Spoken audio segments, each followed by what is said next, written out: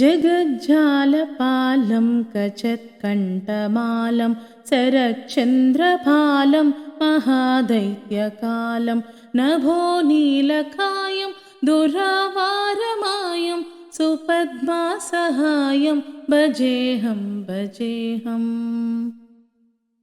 सदाम्भोधिवासं गलत्पुष्पहासं जगत्सन्निवासं शतादित्यभासं गदाचक्रशस्त्रं लसत्पीतवस्त्रम् असच्चारुवक्त्रं भजेऽहं भजेऽहम्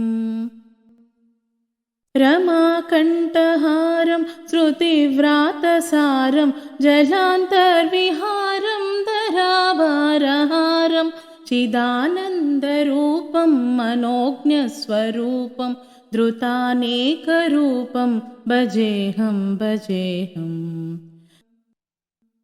जराजन्महीनं परानन्दपीनं समाधानलीनं सदैवानवीनं जगज्जन्महेतुं सुरानीककेतुं त्रिलोकैकसेतुं भजेऽहं भजेऽहम्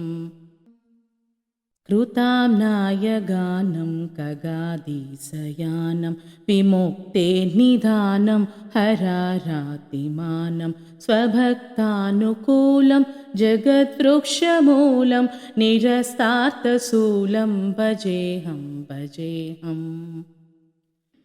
समस्तामरेशं द्विरेपावकेशं जगद्बिम्बलेशं हृदाकाशदेशं सदा दिव्यदेहं विमुक्ताखिलेहं सुवैकुण्ठगेहं भजेऽहं भजेऽहम्